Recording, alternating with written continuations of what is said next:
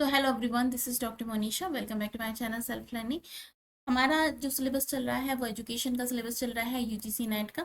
तो पहली यूनिट में हमने बात करी थी बुद्धिज्म के बारे में। बुद्धिज्म का जो फिलॉसफी है उसको समझने की कोशिश की थी।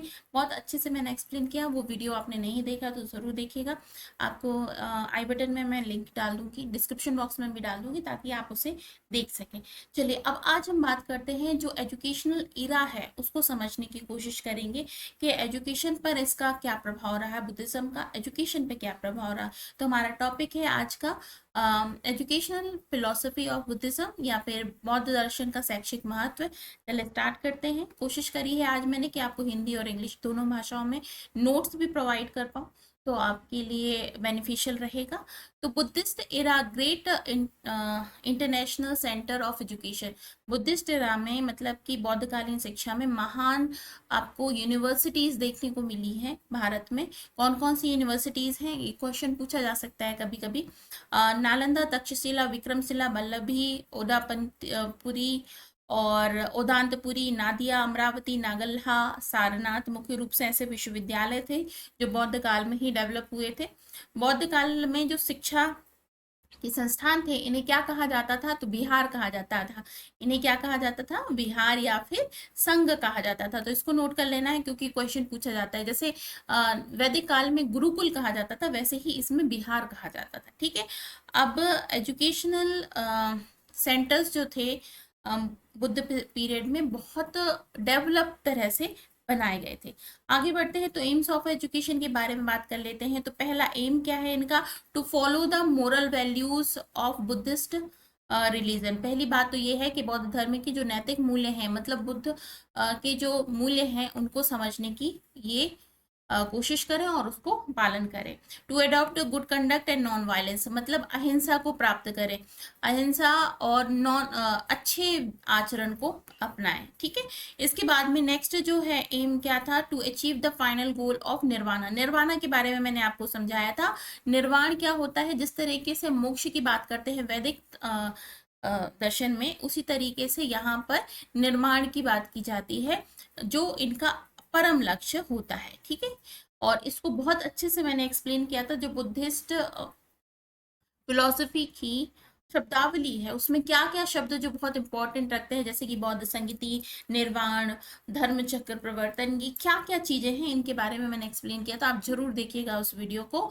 नेक्स्ट आता है टू प्रोपोगेट बुद्धिज्म। यहाँ पर ये बात आ जाती है बौद्ध धर्म का प्रचार करना। सबसे इंपॉर्टेंट तो इनके लिए यही है कि भाई आप ज्यादा से ज्यादा बौद्ध धर्म को फैलाएं। और उसके बाद में जो वैदिक कर्म कांड थे, क्योंकि वैदिक धर्म के जो भी कर्म कांड थे उनको मिटा देना इनका परम लक्ष्य था। इसके बाद में क्या था, to give up caste system. यहाँ उस वक्त क्योंकि जाति प्रथा थी तो बौद्ध धर्म ने जाति व्यवस्था को त्याग करने की बात कही गई थी। To take teaching of Buddhism to the masses. यहाँ पर क्या है, बौद्ध धर्म की शिक्षाओं को जन जन में पहुंचाना। ठीक है, जन जन में पहुंचाना मतलब जितना भी जनसंख्या है उन तक पहुंचाना एक मुख्य रूप से उद्देश्य माना गया। फिर क्या था, टू लीव, हाँ यज्ञ, यहाँ पर यज्ञ है ये, है ना, ये इसको यज्ञ समझिएगा। ज्ञान प्राप्ति के लिए यज्ञ और बलिदान को त्याग करना। देखिए बात इतनी है कि पहले जो वैदिक परंपरा के अंतर्गत यज्ञ की परंपरा थी, यज्ञ किया जाता है और बलि की भी बात कही जाती है। तो इन दोनों को ही त्याग देना इनके लिए मेन उद्देश्य माना गया। To provide the education in the language of masses. यहाँ उस वक्त जो मुख्य भाषा थी वो क्या थी, पाली थी। कई बार ये प्रश्न पूछा जाता है कि बुद्धिस्ट पीरियड की मुख्य भाषा क्या थी, तो पाली थी। तो उसी भाषा में आपको एजुकेशन दिया जाना चाहिए, मुख्य जो उनकी लैंग्वेज है। तो फिर क्या है, व्यक्ति की बजाय समाज की प्रगति और विकास पर बल देना। To emphasise the progress of development of the society and rather than the individual. यहाँ पर एक बात आती है, ऐसा नहीं किसी एक व्यक्ति को पकड़ लिया उसको एजुकेट कर रहे हैं, नहीं, यहाँ पर आपको कंप्लीट सोसाइटी को एजुकेट करना है। ठीक है। फिर क्या है, नई प्रणाली के माध्यम से शिक्षा प्रदान करने के लिए बुद्ध ने ये बात कही, आपको किस तरीके से एजुकेशन देना है, क्या फॉलो करना है, उसके लिए उन्होंने ये बात कही थी। ठीक है, अब बात कर लेते हैं प्रिंसिपल्स की, क्या क्या सिद्धांत हैं, क्या नियम बताए उन्होंने। तो फिर क्या है, अविद्या और अज्ञान को शिक्षा के माध्यम से दूर किया जाना चाहिए, क्योंकि यही दुखों का मूल कारण है। देखिए, आप बुद्ध जो फिलॉसफी है उसको समझेंगे ना, तो यहाँ पर ये बात कही जाती है, अविद्या जो है और अज्ञान जो है, मेन रूप से मनुष्य के दुखों का सबसे बड़ा कारण यही होता है। तो इसको दूर करना, कैसे दूर करना है, इसके लिए 8 प्रकार के इन्होंने आचार सत्य बताए थे, है ना। 8, जैसे कि सम्यक ज्ञान, सम्यक स्मृति, ये बताए थे। 8 प्रकार के प्रोसीजर बताए थे कैसे आपको करना है, तो उसको आपको समझना चाहिए। फिर क्या है, गुरुकुल के बजाय बौद्ध मठों, अब यहाँ पर गुरुकुल की बजाय बौद्ध मठों और विहारों को संगठित करने के संगठित शैक्षणिक संस्थानों में शांतिपूर्ण परिवेश में शिक्षा प्रदान की जानी चाहिए।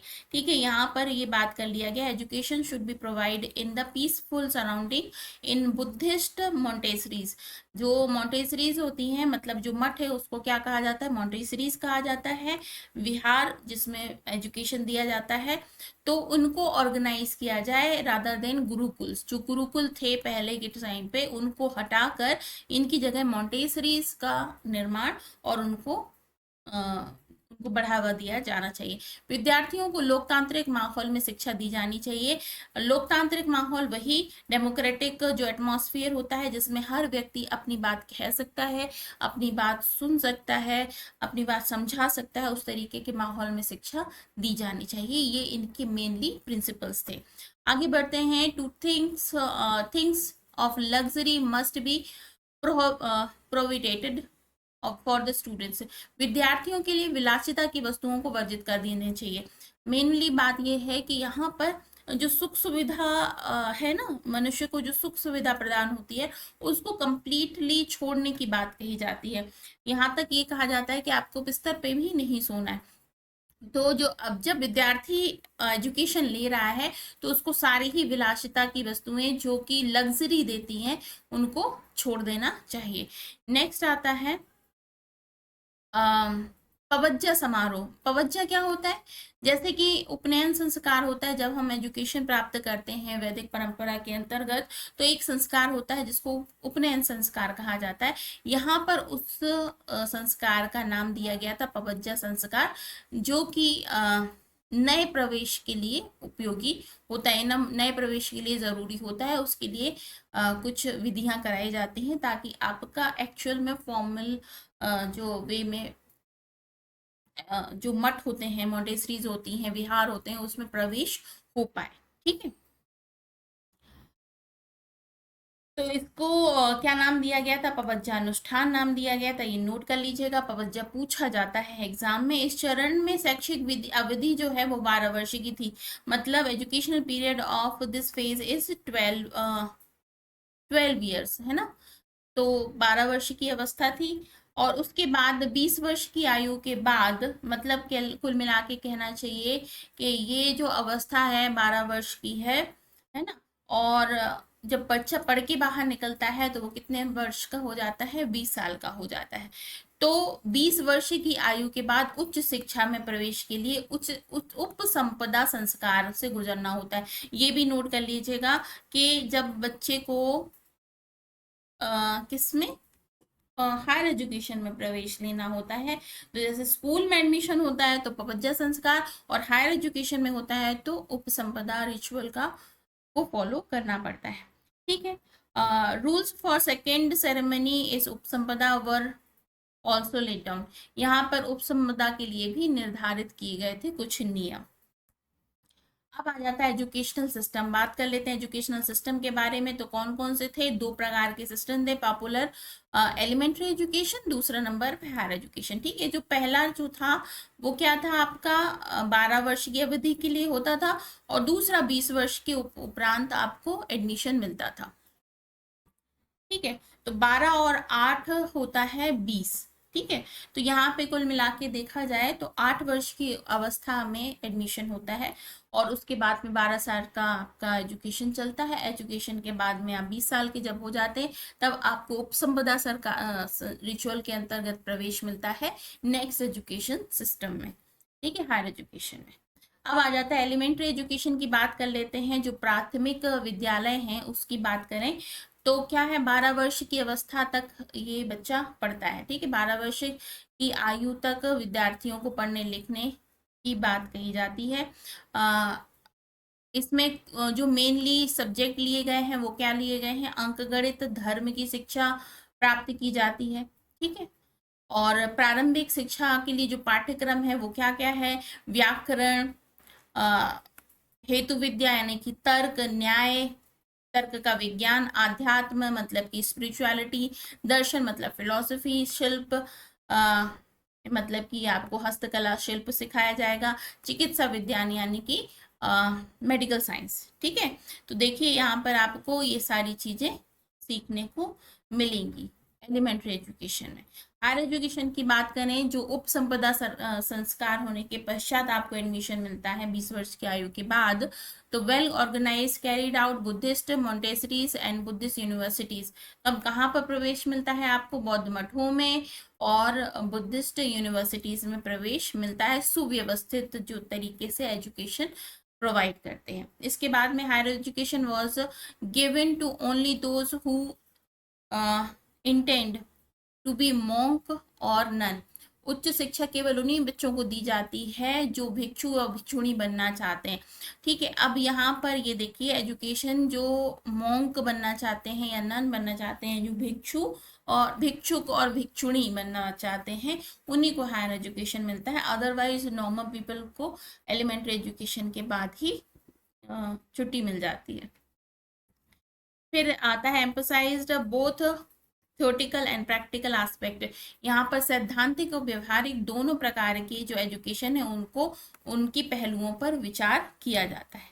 इसके बाद में बात कर लेते हैं सब्जेक्ट्स की जो फॉलो किए जाते हैं हायर एजुकेशन के सिलेबस में।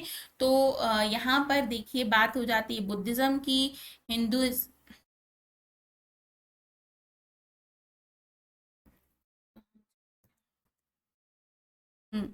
बुद्धिज्म की बात हो जाती है, हिंदुइज्म की बात हो जाती है, जैनिज्म। जैनिज्म जो है और बुद्धिज्म जो है वो कंटेम्प्ररी है, मतलब ऑलमोस्ट सेम टाइम पे चल रहा था। तो जब फाइनली हायर एजुकेशन में बात की जाती है एजुकेशन की, तो ये सारी जो एजुकेशन है वो प्रोवाइड की जाती है। टेक्नोलॉजी की बात की जाएगी, फिलोसफी की बात की जाएगी, मेटाफिजिक्स की बात की जाएगी, लॉजिक, संस्कृत, पाली और एस्ट्रोनॉमी, एस्ट्रोलॉजी की भी बात करी जाएगी। ठीक है, थियोलॉजी की बात यहाँ पर की जाएगी। फिर आता है मेडिसिन, लॉ, पॉलिटिक्स, एडमिनिस्ट्रेशन और तांत्रिक फिलोसफी की भी बात कही जाती है, एजुकेशन दी जाती है। मेथड ऑफ टीचिंग की बात कर लेते हैं तो मोस्टली वर्बल थी, मतलब मौखिक रूप से ही सिखाया पढ़ाया जाता था। Question answer method, discussion method, debate, इसके बाद में आ जाता था monitorial system, travelling and nature study method, book method, ये सारे मेथड्स थे जो कि पढ़ाए जाते हैं। देखिए क्वेश्चन आंसर मेथड था ही, डिस्कशन मेथड अभी भी हम लोग इस्तेमाल करते हैं, डिबेट यानी कि वाद विवाद करना, और उसके बाद में मॉनिटरियल मेथड, इसके बाद में ट्रैवलिंग यानी कि घूमते फिरते हुए स्टडी करना, और बुक मेथड। इसके बाद में मीडियम ऑफ इंस्ट्रक्शन वाज पाली। यहाँ पर जो मेन लैंग्वेज थी इंस्ट्रक्शन की वो क्या थी, पाली थी। उस समय की वहाँ की भाषा क्या थी, पाली भाषा थी, पाली भाषा में। इसके बाद में teacher beside being a scholar of reputed must have in himself inspiring ideals, यानी कि इस टीचर जो होता था वो आइडियल्स को या आइडियाज को, आदर्शों को इंस्पायर करता था अपने स्टूडेंट्स को। और उसके बाद में कॉन्फ्रेंस मेथड का भी इस्तेमाल यहाँ पर किया जाता था। ठीक है, like is student the teacher also used to spend life simplicity, constant study. अब यहाँ पर जो टीचर है वो भी क्या करता था, उसकी जैसा भी कहते हैं ना कि जैसा आप एक्सप्लेन करना चाहते हो अपने स्टूडेंट को, आपको अपना जो बिहेवियर है वैसा ही रखना पड़ेगा। तो उनका जो अपना भी रहना चाहिए वो कैसा होना चाहिए, सिंप्लिसिटी रहना चाहिए, कांस्टेंट स्टडी यानी कि लगातार स्टडी भी करना चाहिए, आइडियाज, स्ट्रेंथ और कैरेक्टर, ये भी सारी चीज़ें उनके अंदर होनी चाहिए। ठीक है, टीचर और स्टूडेंट दोनों के पास में क्या was required the authority of reason and experience. सारी चीजें रीजन और एक्सपीरियंसेस के बल पर ही आपको एक्सप्लेन करनी है। Student were required to maintain the freedom of thoughts. ये जरूर है यहाँ पर कि वो अपने थॉट्स को एक्सप्लेन करने के लिए स्वतंत्र थे, कि वो अपने थॉट्स को बता सकते हैं। फिर क्या है, डिसिप्लिन भी क्या था, नॉर्मल डिसिप्लिन भी था, और सेल्फ डिसिप्लिन को ज़्यादा मेंटेन करने की बात कही जाती थी। फिर आ जाता है educational implication of Buddhist philosophy. तो यहाँ पर टोटल डेवलपमेंट ऑफ पर्सनालिटी, यहाँ पे पर्सनालिटी का जो डेवलपमेंट है उसके बारे में बात की जाती है कि सारा ही संपूर्ण विकास किया जाए पर्सनालिटी का, व्यक्तित्व का संपूर्ण विकास, यानी कि शारीरिक रूप से भी एजुकेट किया जाए, मेंटल एंड स्पिरिचुअल डेवलपमेंट के ऊपर भी ध्यान दिया जाए। मेंटल मतलब मानसिक रूप से, और स्पिरिचुअल का मतलब होता है आध्यात्मिक विकास पर भी बल दिया जाता था। ठीक है, अब इसके बाद में कोई शारीरिक दंड की बात यहाँ पर नहीं की जाती थी, और पॉजिटिविज्म की बात कही जाती थी कि भाई आप यकीन रखिए और सकारात्मक सोच से आगे बढ़िए। अब बात हो जाती है एथिकल। जो इनका सिस्टम था वो क्या था, एथिकल था, डेमोक्रेटिक था, यानी कि लोकतांत्रिक था, डेवलपमेंट ऑफ गुड कंडक्ट। आपको इस तरीके से पढ़ाई करवानी है कि आप अच्छे नागरिक बने, आपका आचरण अच्छा हो जाए। ऑल्सो बिलीव इन कर्मा, यहाँ पर भी किसकी बात की जाती थी, कर्म की बात की जाती थी। कर्म में विश्वास करते थे, इनमें वर्तमान जीवन में अच्छे आचरण को बनाए रखने के लिए निरंतर सतर्क रहने की आवश्यकता पर जोर देते हैं। भाई ये बताया जाता था कि आप जिस तरह का कर्म करेंगे आपको वैसा ही फल भी मिलेगा, इसलिए अपने डे टू डे लाइफ में भी आपको ऐसे कर्म करने हैं जो कि कोई भी गलत जो बात आप समझते हैं उस कर्म को आप ना करें, सतर्क रहें। ठीक है, मोरल डिसिप्लिन की बात करी जाती है, यानी कि नैतिक अनुशासन की बात की जाती है कि आपको पता हो कि आपको क्या करना है और क्या नहीं करना है। चरित्र नैतिक अनुशासन का आधार था, आपका जो कैरेक्टर होता है वो नैतिक अनुशासन का आधार माना जाता था। फिर आ जाता है हस्त कौशल पर जोर, एम्फेसाइज द मैनुअल स्किल, आपकी हस्तकला पर भी जोर दिया जाता है ताकि आप अपने आजीविका पर निर्भर हो पाए, यानी कि आपकी अपनी आजीविका चला सके। फिर इनका जो सिलेबस था वो प्रैग्मेटिक था। प्रैग्मेटिक का मतलब क्या होता, व्यवहारिक था। स्पिरिचुअलिटी की बात किनको ज्यादा करनी पड़ती थी, जो हायर एजुकेशन में चले जाते थे, मतलब जो भिक्षुक और भिक्षुणी बनना चाहते थे उनको। बाकी जो स्टूडेंट प्राइमरी यानी कि एलिमेंट्री एजुकेशन के बाद अपने काम धंधे में लग जाते, उनकी जो एजुकेशन के लिए बात कही गई थी वो व्यवहारिक की गई थी, मतलब उनको उतना ही शिक्षा दी जानी चाहिए जितनी उनके लिए आवश्यक है उनकी आजीविका चलाने के लिए। फिर क्या है, change in the rule of the universe, परिवर्तन सृष्टि का नियम है। इसके बाद इस बात को भी आत्मसार करना है कि हमेशा परिवर्तन होता रहता है। उपदेश, दोहराव, व्याख्या, चर्चा, वाद विवाद सभी का उपयोग किया गया। ठीक है, यहाँ पर ये बात आती है कि अपने एजुकेशन सिस्टम में उपदेश की भी बात की जाती है, व्याख्या की भी बात की जाती है, चर्चा यानी डिस्कशन की भी बात की जाती है, वाद विवाद यानी डिबेट्स की भी बात की जाती है। इन सभी से एजुकेशन प्रोवाइड किया जाता है। इसके बाद में बौद्ध परिषद, बुद्धिस्ट काउंसिल, इसको क्या कहा जाता है, बौद्ध परिषद को बुद्धिस्ट काउंसिल ने प्रमुख मुद्दों पर विचार से चर्चा करने के लिए सेमिनार का आयोजन किया जाता था। यहाँ पर बुद्धिस्ट काउंसिल के द्वारा टाइम टाइम पे कुछ सेमिनार्स का आयोजन भी किया जाता था, जो कि इनके जो विचार हैं उसमें नयापन लाया जा सके, जो इश्यूज चल रहे हैं उसको सॉल्व किया जा सके। ठीक है, सीखे गए सम्मेलन, ध्यान, शैक्षिक दौरे, यहाँ पर जो कुछ भी सीखा जाता था उस पर भी उन्हें लिपिबद्ध किया जाता था। इसके बाद में अंतरराष्ट्रीय प्रभाव, इंटरनेशनल इफेक्ट भी आ जाता था। ठीक है, उस पर भी ध्यान दिया जाता था। अब और इसके अलावा क्या दी जाती थी बातें, तो value education and character development पे बात की जाती थी कि मुख्य मूल्य की शिक्षा हो, उसके बाद में चरित्र का विकास हो, करिकुलम यानी कि जो इनका पाठ्यचर्या हो वो धर्मनिरपेक्ष हो, सेक्युलर हो, और साथ ही साथ में धार्मिक विषय भी शामिल हो। मतलब आपका जो बिहेवियर हो वो डेमोक्रेटिक होना चाहिए, लोकतांत्रिक होना चाहिए, हाँ, लेकिन आप अपनी धर्म की शिक्षा जानेंगे। ठीक है, इसके अलावा विश्वविद्यालयों का संगठन एवं संरचना, organisation and structure of universities and Montessoris. ठीक है, इसके अलावा क्या है, उच्च शिक्षा के लिए न्यूनतम आयु निर्धारित करने के नियमों का एक सेट प्रदान करने और प्रवेश के लिए परीक्षा लेने की प्रणाली आज भी शैक्षिक संरचना का मार्गदर्शन कर रही है। मतलब जो ये बात इन्होंने कही थी ना कि आपका जो मिनिमम एज होना चाहिए, एजुकेशन किस एज में स्टार्ट करना है उसका मिनिमम एज होना चाहिए, इसके बाद में परीक्षा कैसे ली जानी चाहिए, उसकी जो प्रणाली विकसित की गई थी बौद्ध दर्शन के टाइम पे, बुद्धिस्ट पीरियड के टाइम पे, उसे आज भी हम यूज कर रहे हैं।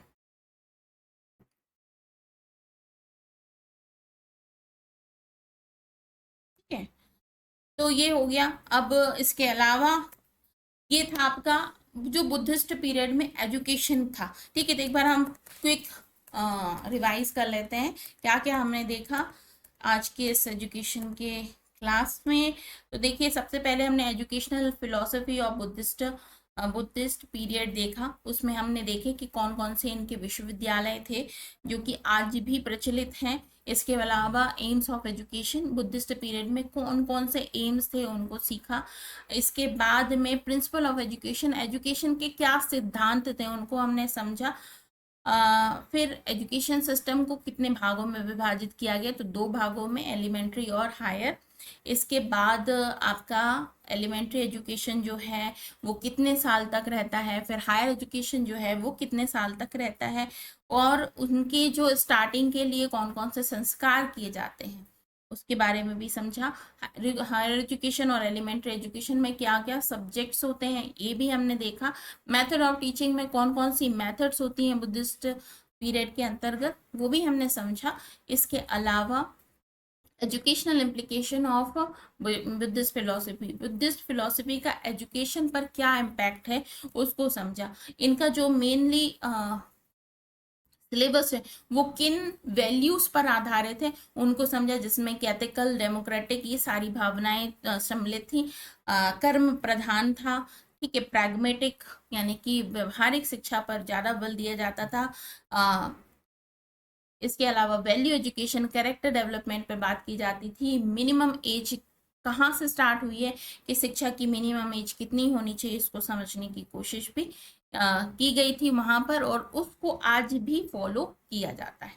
ठीक है, तो ये थी आज की क्लास। यहाँ पर हमने इस क्लास को हम यहाँ पर फिनिश करते हैं। जो भी स्टूडेंट्स आज हमसे पहली बार जुड़ रहे हैं उनको मैं बता दूं कि अगर आप हमसे जुड़ना चाहते हैं तो ये कुछ कांटेक्ट डिटेल्स हैं। देखिए, यहाँ पर हमारी रेगुलर क्लास होती है पेपर 1 की, जनरल पेपर की, रोज रात को 8 बजे, और पेपर 2 की एजुकेशन की रात को 9 बजे।